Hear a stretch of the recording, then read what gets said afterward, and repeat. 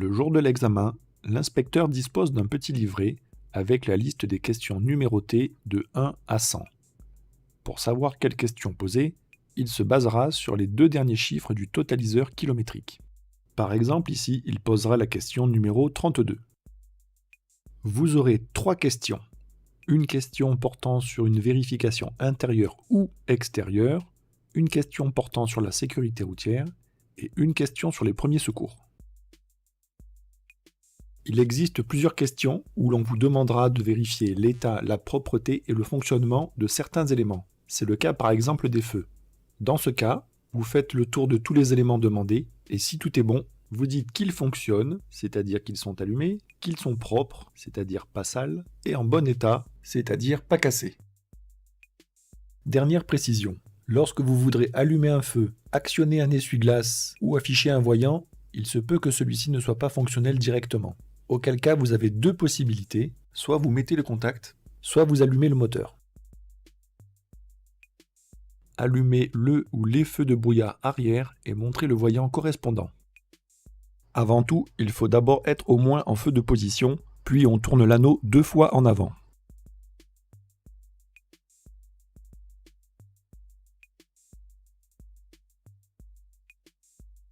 Pouvez-vous les utiliser par forte pluie?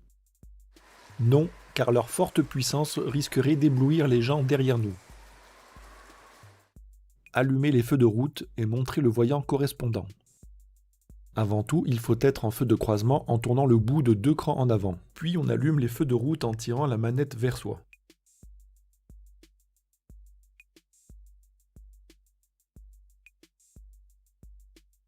Quel est le risque de maintenir les feux de route lors d'un croisement avec d'autres usagers? On va les éblouir car les feux de route sont des feux qui portent loin et qui sont puissants. Il faut donc passer en feu de croisement. Ceci est valable aussi pour les usagers que l'on suit. De quelle couleur est le voyant qui indique au conducteur que le feu de brouillard arrière est allumé? Il est orange. Quelle est la différence entre un voyant orange et un voyant rouge? Le voyant rouge indique une anomalie de fonctionnement ou un danger. Il convient alors de s'arrêter immédiatement. Quant au voyant orange, il signale un élément important mais non dangereux. Montrez l'indicateur de niveau de carburant.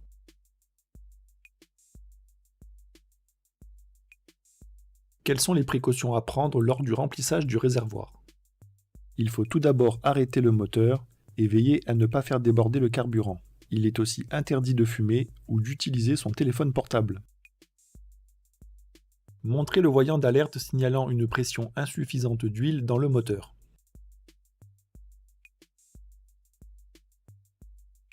Quelles sont les conditions à respecter pour contrôler le niveau d'huile? Le véhicule doit être sur un terrain plat et le moteur froid pour ne pas fausser la mesure. Montrez le voyant d'alerte signalant un défaut de batterie.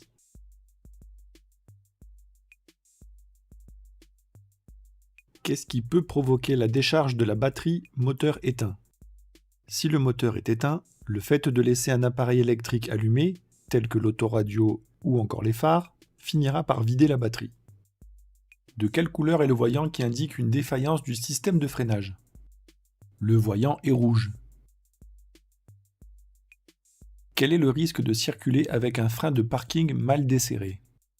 On aura une dégradation du système de freinage. Montrez le voyant d'alerte signalant une température trop élevée du liquide de refroidissement.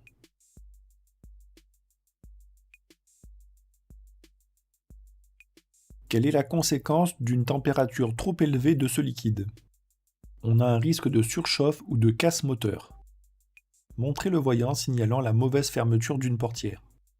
Pour le faire apparaître, pensez à entrouvrir votre portière.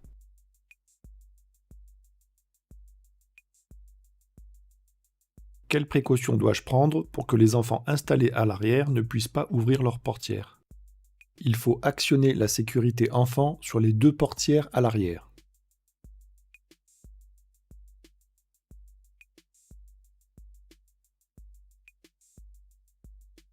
Montrez le voyant signalant l'absence de bouclage de la ceinture de sécurité du conducteur. Pour le faire apparaître, pensez à détacher votre ceinture.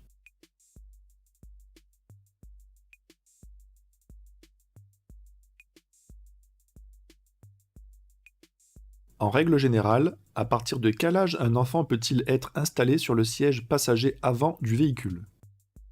Il peut y être installé à partir de 10 ans. Montrez sur le tableau de bord le voyant indiquant une baisse de pression d'air d'un pneumatique.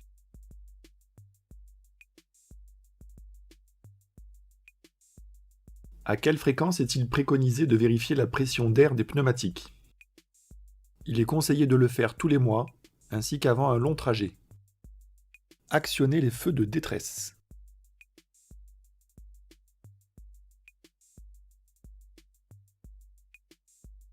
Quand les utilise-t-on?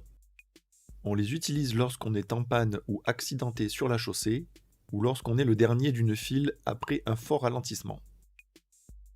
Faites fonctionner les essuie-glaces avant du véhicule sur la position la plus rapide. La commande des essuie-glaces se trouve à la droite du volant. Plus on monte la manette, plus les essuie-glaces iront vite. En position rapide, il faut donc la mettre tout en haut.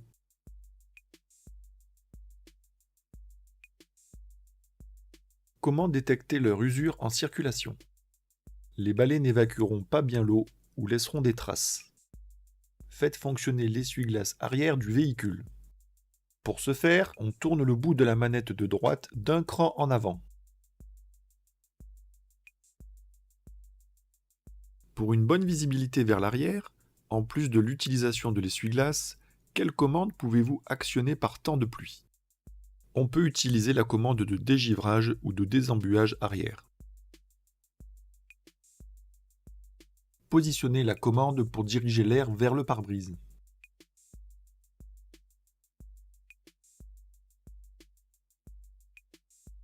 Citez deux éléments complémentaires permettant un désembuage efficace. On peut augmenter la vitesse de ventilation, mettre la commande de température sur air chaud et actionner la climatisation. Actionnez le dégivrage de la lunette arrière et montrez le voyant ou le repère correspondant.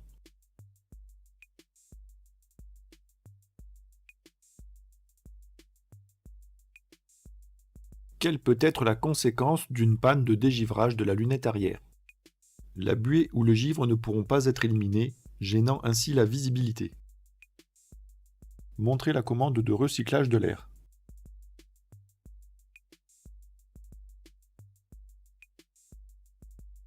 Quel peut être le risque de maintenir le recyclage de l'air de manière prolongée?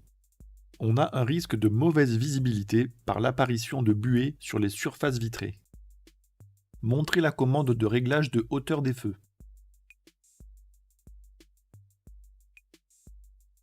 Pourquoi doit-on régler la hauteur des feux? D'une part pour ne pas éblouir les autres usagers s'ils sont réglés trop haut, et d'autre part pour ne pas avoir une mauvaise visibilité vers l'avant s'ils sont réglés trop bas. Mettez le rétroviseur intérieur en position nuit. Pour ce faire, on tire la languette située derrière le rétroviseur vers soi. Quel est l'intérêt de la position nuit? L'intérêt est de ne pas être ébloui par le véhicule qui nous suit. Montrez la commande de réglage du volant.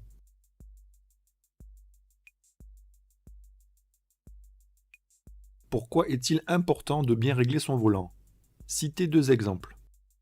Pour le confort de conduite, l'accessibilité aux commandes, la visibilité du tableau de bord, l'efficacité des airbags. Sans l'actionner, montrez la commande de l'avertisseur sonore.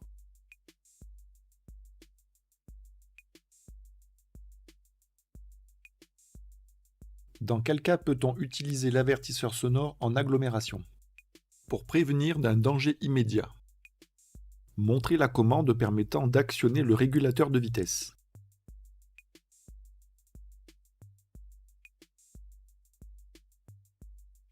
Sans actionner la commande du régulateur, comment le désactiver rapidement? On le désactive en appuyant sur la pédale du frein ou la pédale de l'embrayage. Si le véhicule en est équipé, montrez la commande du limiteur de vitesse.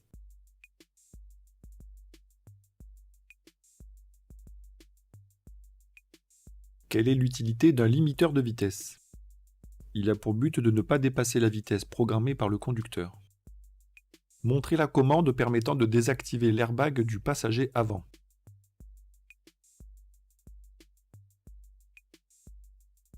Dans quelle situation doit-on le désactiver?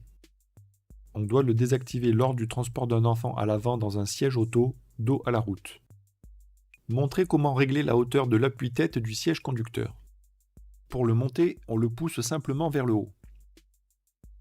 Pour le descendre, il faut le tirer vers le bas tout en appuyant sur le bouton latéral. Quelle est son utilité?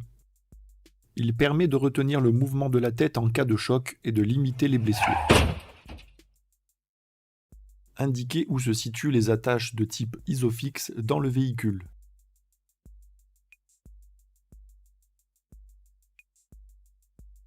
Peut-on fixer tous les sièges enfants sur des attaches de type Isofix? Non, uniquement ceux compatibles avec ce type d'attache. Vérifiez la présence du gilet de haute visibilité. Ce gilet doit être à portée immédiate du conducteur. On le place généralement soit dans la boîte à gants, soit dans les rangements de portière. En cas de panne ou d'accident, quel autre accessoire de sécurité est obligatoire? Il s'agit du triangle de présignalisation. Vérifiez la présence du triangle de présignalisation. En général, on le place dans le coffre. Utilise-t-on le triangle de présignalisation sur autoroute? Surtout pas, car il serait beaucoup trop dangereux d'aller le placer. Vérifiez la présence du certificat d'immatriculation du véhicule, appelé aussi carte grise. On la place généralement dans le pare-soleil, dans les rangements de portière ou dans la boîte à gants. Quels sont les deux autres documents obligatoires à présenter en cas de contrôle par les forces de l'ordre? Il s'agit du permis de conduire et de l'attestation d'assurance du véhicule. Vérifiez la présence de l'attestation d'assurance du véhicule et de sa vignette sur le pare-brise. En général, on place l'attestation d'assurance dans le pare-soleil, dans les rangements de portière ou dans la boîte à gants. La vignette, quant à elle, se situe en bas à droite du pare-brise. Quels sont les deux autres documents obligatoires à présenter en cas de contrôle par les forces de l'ordre? Il s'agit du permis de conduire et du certificat d'immatriculation. Vérifiez la présence du constat amiable dans le véhicule. On le place généralement dans les rangements de portière ou dans la boîte à gants. En cas d'accident, dans quel délai doit-il être transmis à l'assureur? Il faut le transmettre dans les 5 jours ouvrés, c'est-à-dire sans compter le samedi et le dimanche. Vérifiez la présence de l'éthylotest. On le place généralement dans la boîte à gants. À partir de quel taux d'alcoolémie, en période de permis probatoire, est-on en infraction? On est en infraction à partir de 0,2 g par litre dans le sang, c'est-à-dire 0 verre, car dès le premier verre, ce seuil peut être dépassé. Vérifiez l'état, la propreté et le fonctionnement des feux diurnes. Pour rappel, les feux diurnes sont situés à l'avant et sont allumés en permanence dès lors que vous mettez le contact ou le moteur en marche. Quelle est leur utilité? Ils servent à rendre le véhicule plus visible le jour. Contrôlez l'état, la propreté et le fonctionnement des feux de position à l'avant et à l'arrière du véhicule. Avant de sortir, pensez à les allumer en tournant le bout de un cran en avant. Vous noterez qu'à l'avant, il s'agit des feux diurnes légèrement atténués.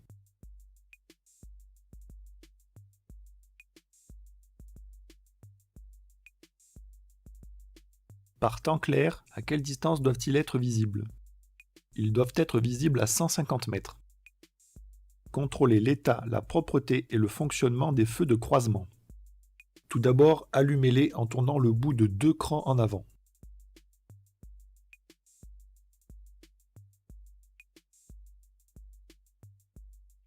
Quelles sont les conséquences d'un mauvais réglage de ces feux?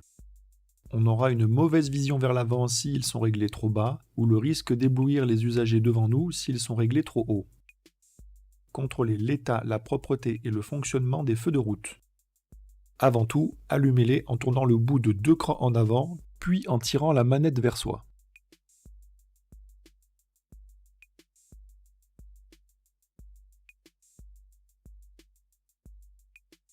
Citez un cas d'utilisation de l'appel lumineux. On peut utiliser l'appel lumineux pour avertir de son approche, en cas de danger, et à la place de l'avertisseur sonore. Contrôler l'état, la propreté et le fonctionnement du ou des feux de brouillard arrière. Avant de sortir, mettez au moins les feux de position en tournant le bout de 1 cran en avant, puis en tournant l'anneau de 2 crans en avant.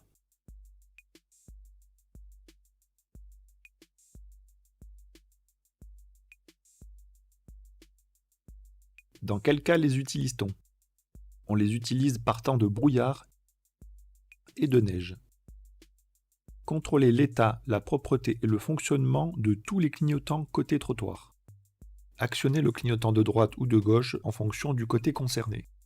À noter qu'il y a 3 clignotants de chaque côté, un à l'avant, un à l'arrière et un sur le côté que l'on appelle répétiteur latéral.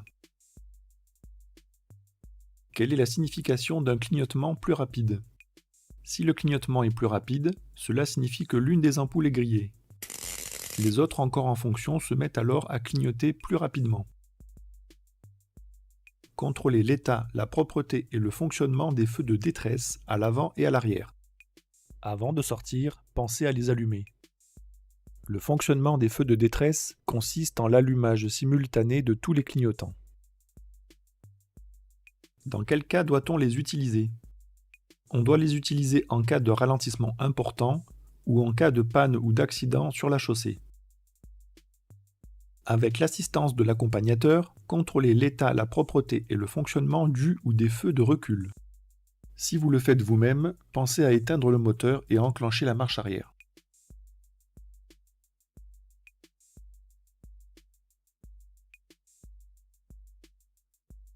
Quelles sont leurs deux utilités? Ils servent à avertir les autres usagers de la manœuvre et à éclairer la zone de recul la nuit. Avec l'assistance de l'accompagnateur, contrôlez l'état, la propreté et le fonctionnement des feux de stop. Pour cette question, vous devrez demander à votre moniteur d'aller appuyer sur la pédale du frein pendant que vous allez à l'arrière avec l'inspecteur pour vérifier les feux stop. Quelle est la conséquence en cas de panne des feux de stop? La conséquence est un manque d'information pour les usagers suiveurs et un risque de collision. Vérifiez l'état et la propreté des plaques d'immatriculation. N'oubliez pas qu'il y a 2 plaques d'immatriculation, une à l'avant et une à l'arrière. Quelles sont les précautions à prendre en cas d'installation d'un porte-vélo? On doit veiller à ce que la plaque d'immatriculation et les feux restent bien visibles. Vérifiez le fonctionnement de l'éclairage de la plaque d'immatriculation à l'arrière. Mettez en marche n'importe quel feu pour que la lumière puisse s'allumer. Un défaut d'éclairage de la plaque lors du contrôle technique entraîne-t-il une contre-visite? Oui, dans ce cas, la contre-visite est obligatoire. Contrôlez l'état du flanc sur l'un des pneumatiques. Le flanc, c'est le côté du pneu. On ne doit y trouver ni déchirure, ni bosse ou hernie. Citez un endroit où l'on peut trouver les pressions préconisées pour les pneumatiques. Elles sont indiquées soit dans la notice d'utilisation du véhicule, soit sur une plaque sur une portière, soit au niveau de la trappe à carburant. Pour notre véhicule, elle est dans l'encadrement de la portière conducteur. Sur le flanc d'un pneumatique, désignez le repère du témoin d'usure de la bande de roulement. Pour rappel, la bande de roulement est la partie en contact avec la chaussée. C'est elle qui possède les rainures.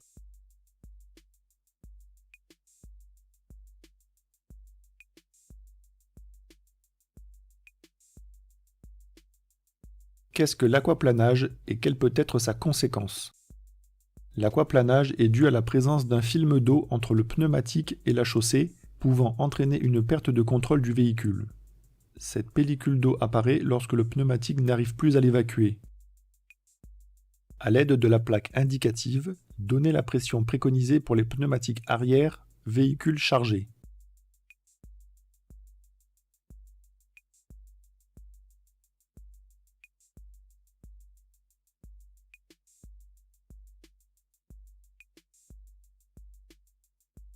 À quelle fréquence est-il préconisé de vérifier la pression des pneus?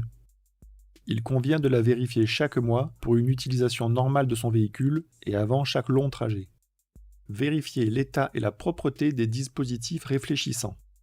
Rappelons que les dispositifs réfléchissants ne sont pas des feux. Ils réfléchissent simplement la lumière lorsqu'un véhicule passe à proximité avec les phares allumés. On ne les trouve qu'à l'arrière du véhicule.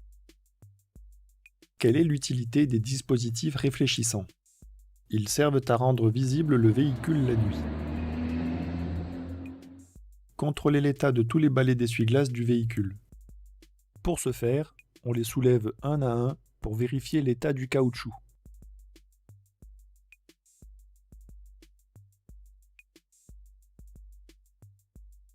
Quel est le risque de circuler avec les balais d'essuie-glace défectueux?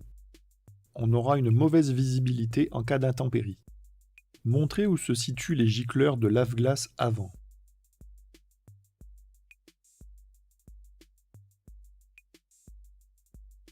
Quelle est la principale conséquence d'un dispositif de lave-glace défaillant? On aura une mauvaise visibilité due à l'impossibilité de nettoyer le pare-brise. Ouvrez la trappe à carburant et ou vérifiez la bonne fermeture du bouchon.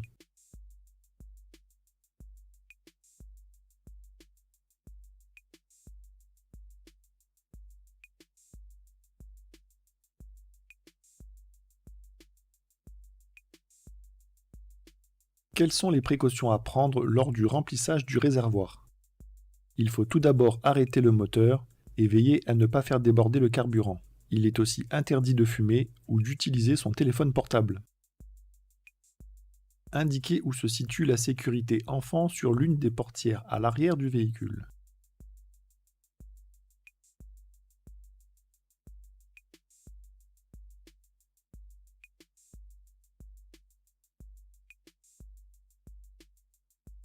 Si la sécurité enfant est enclenchée, est-il possible d'ouvrir la portière arrière depuis l'extérieur? Oui, c'est possible. Procédez à l'ouverture du capot, puis à sa fermeture en vous assurant de son verrouillage.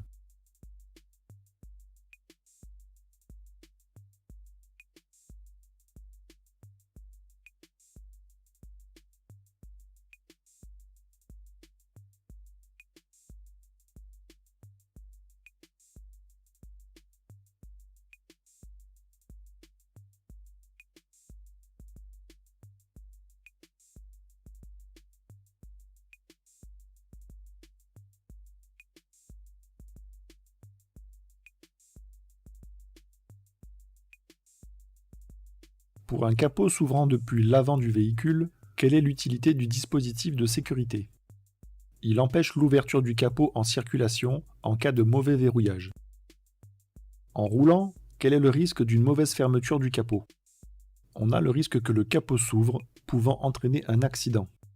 Montrez l'orifice de remplissage du produit lave-glace.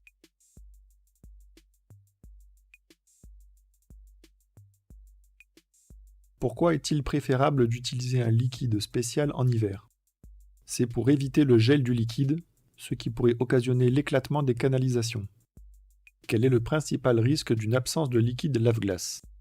On a le risque d'une mauvaise visibilité, puisque les surfaces vitrées ne seront pas bien nettoyées. Montrez où s'effectue le contrôle du niveau du liquide de frein. Le niveau se voit par transparence. Quelle est la conséquence d'un niveau insuffisant du liquide de frein? On a une perte partielle ou totale d'efficacité du freinage. Montrez où s'effectue le remplissage du liquide de refroidissement.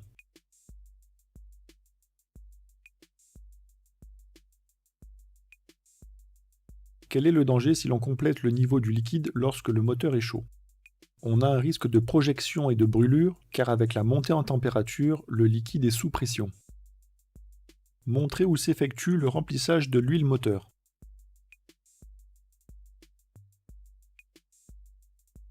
Montrez où doit s'effectuer le contrôle du niveau d'huile moteur. La vérification du niveau se fait au moyen de la jauge.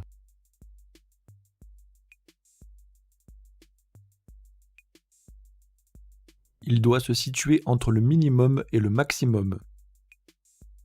Quel est le risque d'un manque d'huile moteur? On a un risque de détérioration ou de casse du moteur. Montrez l'emplacement de la batterie du véhicule.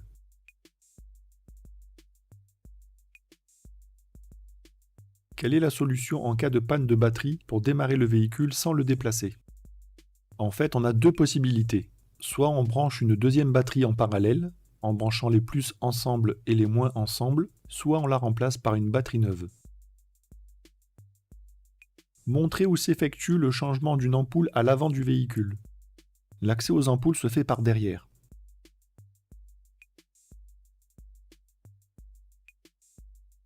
Quelles sont les conséquences en cas de panne d'un feu de croisement? On va avoir une mauvaise visibilité et le risque d'être confondu avec un deux roues. Ouvrez et refermez le coffre, puis vérifiez sa bonne fermeture.